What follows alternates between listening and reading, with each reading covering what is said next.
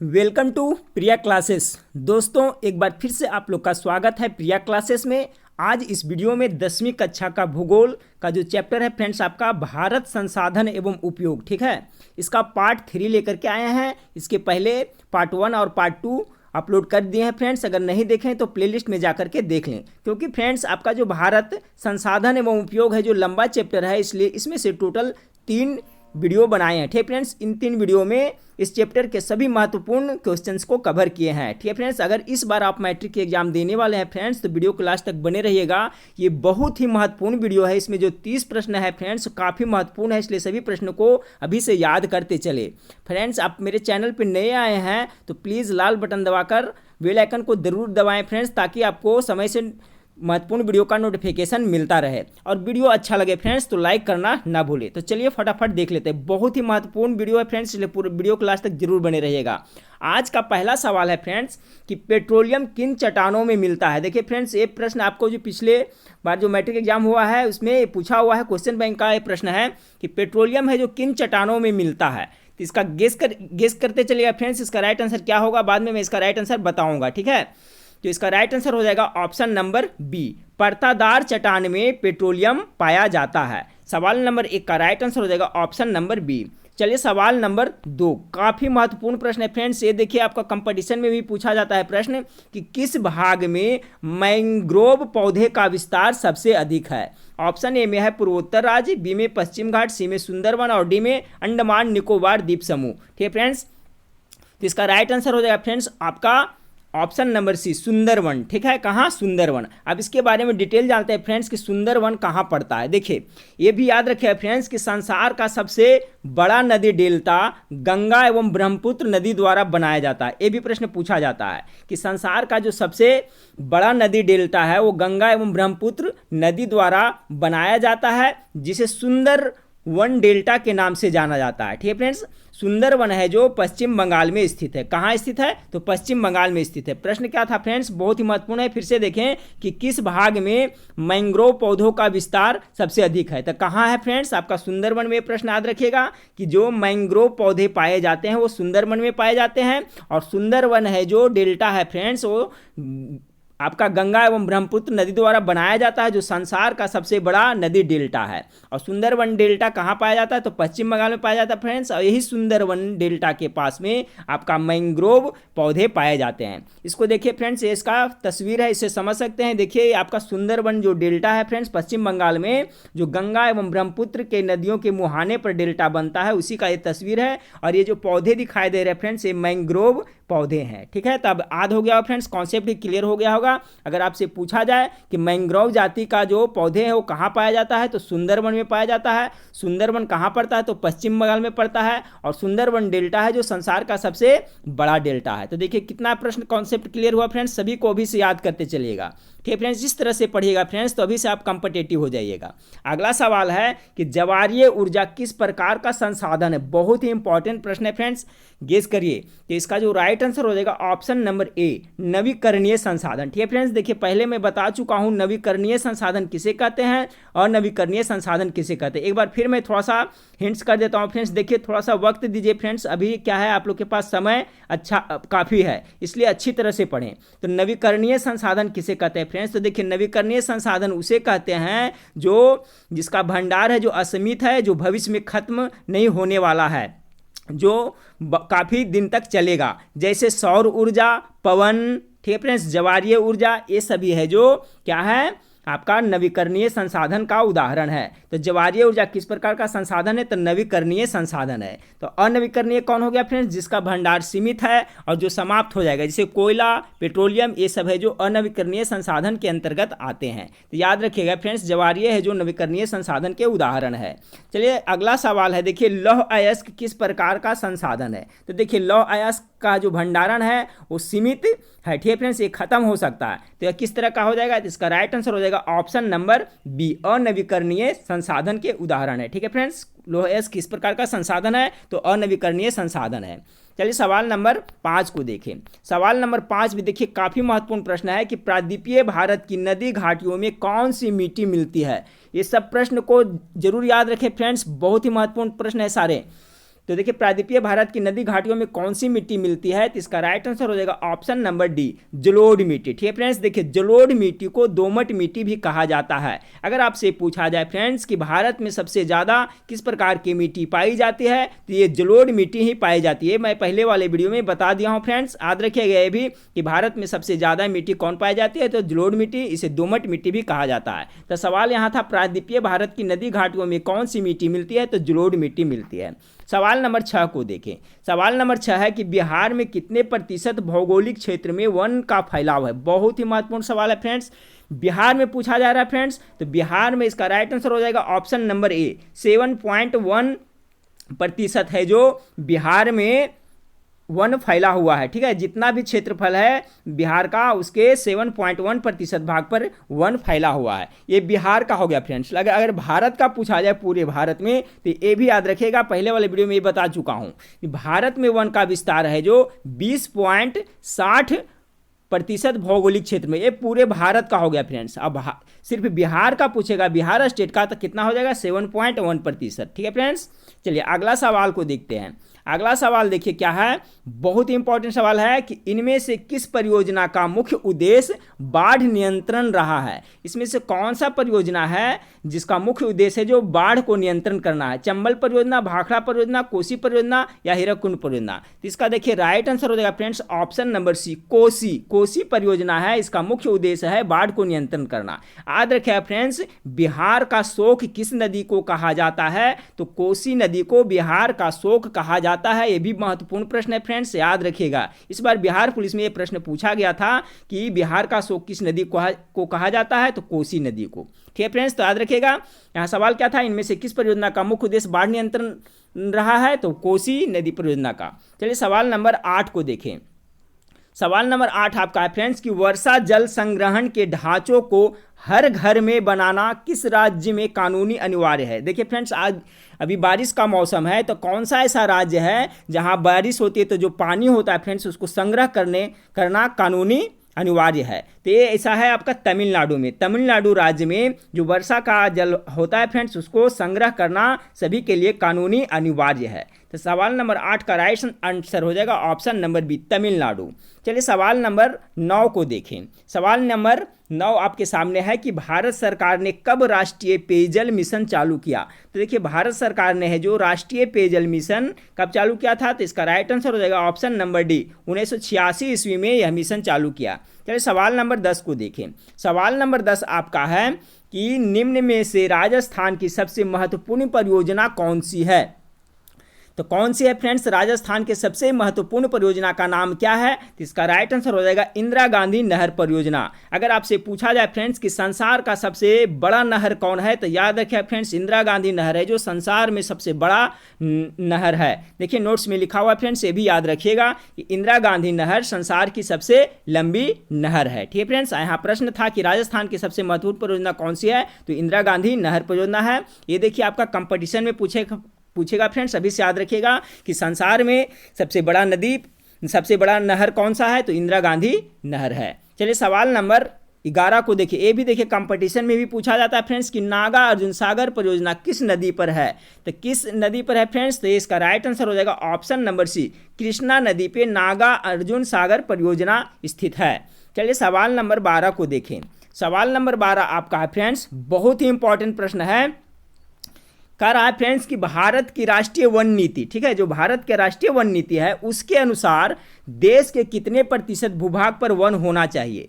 देखिए भारत का एक राष्ट्रीय वन नीति है फ्रेंड्स, उसके अनुसार कहता है कि कितने प्रतिशत पर वन होना अनिवार्य है। ठीक है फ्रेंड्स, तभी पर्यावरण संतुलन रह सकता है। इसका राइट आंसर हो जाएगा ऑप्शन नंबर सी, 33.5% पर वन अनिवार्य है। तभी है जो कि देश का है जो पर्यावरण संतुलित रहेगा। ठीक है फ्रेंड्स, अब वर्तमान में अभी कितना पर है फ्रेंड्स, तभी मैंने बताया कि भारत में अभी टोटल है जो 20.60%। ठीक है, 20.60% पर ही भारत के कुल क्षेत्रफल के जो हिस्सा पड़ता है उस पर वन है। ठीक है फ्रेंड्स, लेकिन होना कितना चाहिए, तो 33.5% पे होना चाहिए। ठीक है, तो याद रखिएगा ये भी फ्रेंड्स। तो सवाल पर एक बार फिर से देखें कि भारत के राष्ट्रीय वन नीति के अनुसार देश के कितने प्रतिशत भूभाग पर वन होना चाहिए, तो 33.5% पर होना चाहिए। फिलहाल है कितना फ्रेंड्स, 20.60% पर ही वन है। चलिए अगला सवाल को देखते हैं। सवाल नंबर 13 को देखें कि भारत के किस राज्य में वनाच्छादित भूभाग का क्षेत्र सबसे अधिक है। ये सवाल पहले मैं बता चुका हूँ फ्रेंड्स, गेस कीजिए इसका राइट आंसर क्या होगा।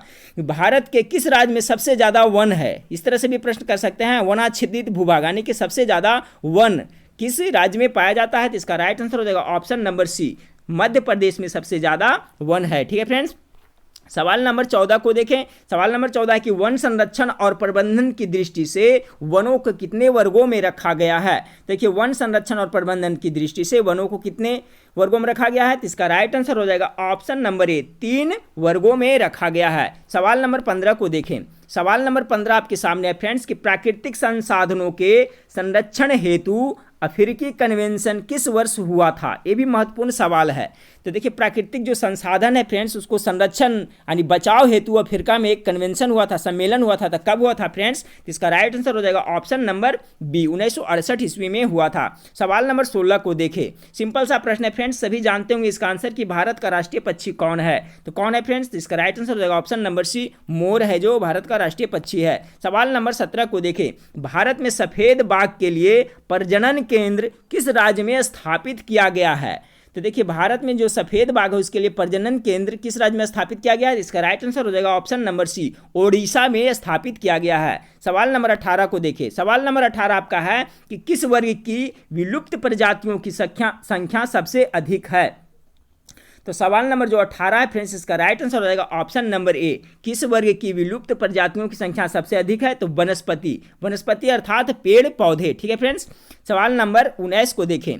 सवाल नंबर 19 है कि निम्न में से किस प्राकृतिक संसाधन का भंडार सीमित है। ठीक है फ्रेंड्स, तो किसका है, इसका जो राइट आंसर हो जाएगा ऑप्शन नंबर ए, खनिज तेल का जो भंडार है वो सीमित है, कुछ दिन में समाप्त हो सकता है। जबकि आपका सौर ऊर्जा, हवा और पानी का है जो भंडारण समाप्त नहीं हो सकता है। यहाँ पर एक कॉन्सेप्ट फिर से क्लियर कर ले फ्रेंड्स। देखिए खनिज तेल है तो ये जो खनिज तेल जैसे कोयला, पेट्रोलियम है, ये सब है जो अनवीकरणीय संसाधन के अंतर्गत आएगा। जबकि सौर ऊर्जा और आपका हवा, पानी, ये सब है जो नवीकरणीय संसाधन के अंतर्गत आएगा। पहले मैं बताया हूँ फ्रेंड्स, बार बार इसलिए बता रहा हूँ ताकि रिपीट होगा तो आपको याद हो जाएगा।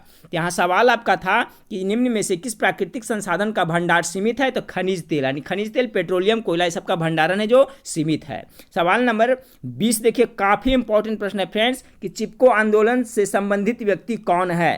तो गेस कीजिए इसका राइट आंसर क्या होगा, मेघा पाटेकर, सुंदरलाल बहुगुणा, अमर्त्य सेन या हेमवंती नंदन बहुगुणा। तो इसका राइट आंसर हो जाएगा option number B, Sundarlal Bahuguna. देखिए फ्रेंड्स, चिपको आंदोलन क्यों चलाया गया था ये भी याद रखिएगा कि देखिए आपका उत्तराखंड के चमोली जिले में तो वहाँ का जो वन का ठेकेदार था वो क्या है, वनों को काटता था। ठीक है फ्रेंड्स, तो इसके लिए वहाँ जो सुंदर बहुलाल गुना थे उनके नेतृत्व में उनके विरुद्ध आंदोलन चलाया गया था। ये लोग जा करके सभी पेड़ में चिपक जाते थे और काटने नहीं देते थे, इसलिए इस आंदोलन को चिपको आंदोलन नाम पड़ा। ठीक है फ्रेंड्स, तो याद रखिएगा चिपको आंदोलन से संबंधित व्यक्ति कौन थे या इसका नेता कौन थे, तो सुंदरलाल बहुगुणा।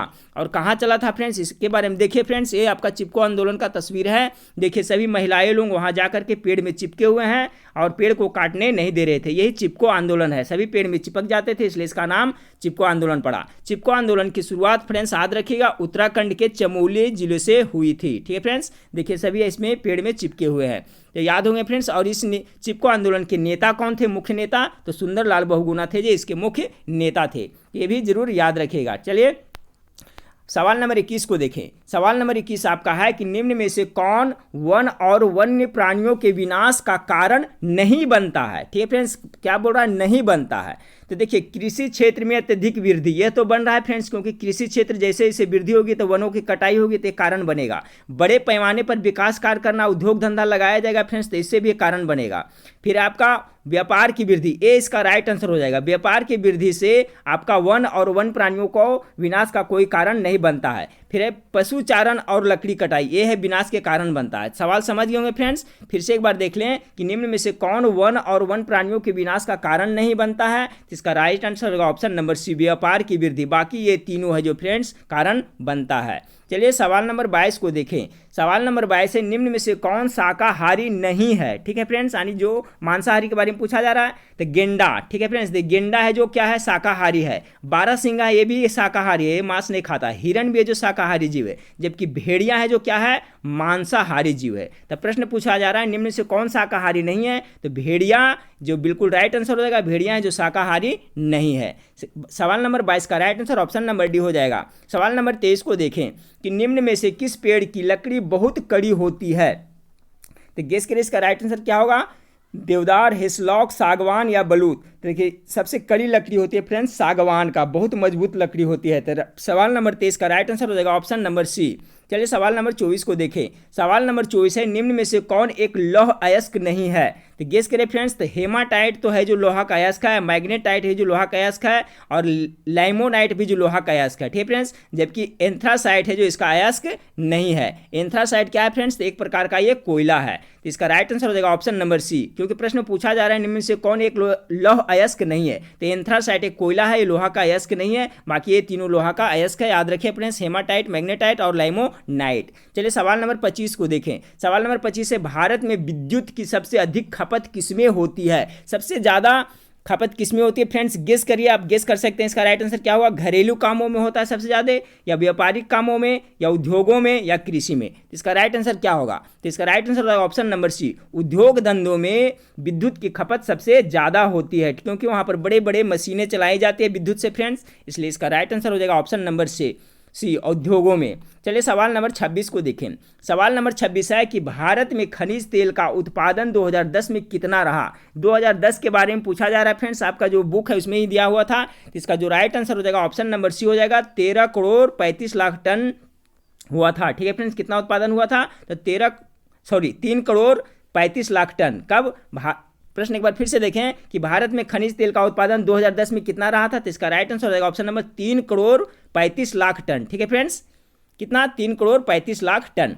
चलिए सवाल नंबर 27 को देखें। सवाल नंबर 27, संसार का सबसे कीमती संसाधन कौन है, पशु, वन, खनिज या नदियां। तो देखिए संसार का जो सबसे कीमती संसाधन है फ्रेंड्स खनिज होगा, क्योंकि खनिज के अंतर्गत ही आता है फ्रेंड्स आपका लौह अयस्क, सोना, चांदी, टीन, ये सब अभ्रक सभी किसके अंतर्गत आते हैं, तो खनिज के अंतर्गत आते हैं। तो संसार का सबसे कीमती संसाधन कौन है, तो खनिज है। सवाल नंबर 28 को देखें। सवाल नंबर 28 है भारत में ऊर्जा का प्रमुख स्रोत कौन सा है। ठीक है फ्रेंड्स, गेस करें, बहुत ही इंपॉर्टेंट प्रश्न है कि भारत में ऊर्जा का प्रमुख स्रोत है कौन है, सबसे मुख्य स्रोत आपसे पूछा जा रहा है। तो इसका राइट आंसर हो जाएगा ऑप्शन नंबर 1, कोयला। ठीक है, कोयला है जो भारत में ऊर्जा का प्रमुख स्रोत है, सबसे प्रमुख स्रोत क्या है, तो कोयला है। चलिए सवाल नंबर 29 को देखते हैं। सवाल नंबर 29 आपका है कि आणविक शक्ति केंद्र रावत भाटा किस राज्य में अवस्थित है। ये देखिए फ्रेंड्स, कंपटीशन में बहुत बार एग्जाम में पूछा गया है कि आणविक शक्ति केंद्र रावत भाटा किस राज्य में है। इसका राइट आंसर हो जाएगा आपका ऑप्शन नंबर सी, राजस्थान में है। देखिए इसको ट्रिक से याद रखिएगा कि आणविक शक्ति रावत भाटा कहाँ, र से रावत, र से राजस्थान। देखिए जिंदगी में आप कभी नहीं भूलिएगा कि रावत भाटा किस राज्य में अवस्थित है, तो देखिए ट्रिक बैठ जाता है राजस्थान में, रावत भाटा राजस्थान में। ठीक है फ्रेंड्स, इस तरह से याद रखें। चलिए हाँ फ्रेंड्स, तो सवाल नंबर 30 देखें, जो इस वीडियो का लास्ट प्रश्न है फ्रेंड्स, और बहुत ही महत्वपूर्ण है कि भारत का अधिकतर कोयला किस किस्म का है। भारत में जो कोयला पाया जाता है वो किस किस्म का पाया जाता है फ्रेंड्स। तो इसका राइट आंसर हो जाएगा ऑप्शन नंबर बी, बिटुमिन्स कोयला है जो भारत में सबसे ज़्यादा पाया जाता है। इससे संबंधित एक सवाल और जान ले फ्रेंड्स, अगर आपसे कोई पूछे कि सबसे अच्छा कोयला, सबसे उत्तम कोटि का कोयला कौन होता है, तो एंथ्रासाइट कोयला है जो सबसे उत्तम कोटि का कोयला होता है। ठीक है फ्रेंड्स, तो सवाल यहाँ आपका क्या था कि भारत का अधिकतर कोयला किस किस्म का है, तो बिटुमिन्स कोयला। और सबसे अच्छा कोयला कौन है फ्रेंड्स, तो याद रखिएगा एंथ्रासाइट कोयला है जो सबसे अच्छा होता है। तो ये 30 सवाल थे फ्रेंड्स। इस 30 सवाल सभी को अभी से याद कर ले फ्रेंड्स, क्योंकि सभी सवाल है जो काफ़ी महत्वपूर्ण था, और इसमें से बहुत सारा सवाल है जो पिछले बार मैट्रिक एग्जाम हुआ है फ्रेंड्स 2016, 17, 18, 19, इसमें से बहुत सारा सवाल पूछा गया था, इसलिए बहुत महत्वपूर्ण है, सभी को याद कर लिया फ्रेंड्स। अगर वीडियो अच्छा लगे तो दोस्तों में जरूर शेयर करें फ्रेंड्स। जल्द ही मैं आप लोग के लिए लाइव क्लास भी स्टार्ट करने वाला हूं, और वीडियो को लाइक जरूर करें। नेक्स्ट वीडियो में फिर मिलते हैं फ्रेंड्स, देखने के लिए थैंक यू, धन्यवाद।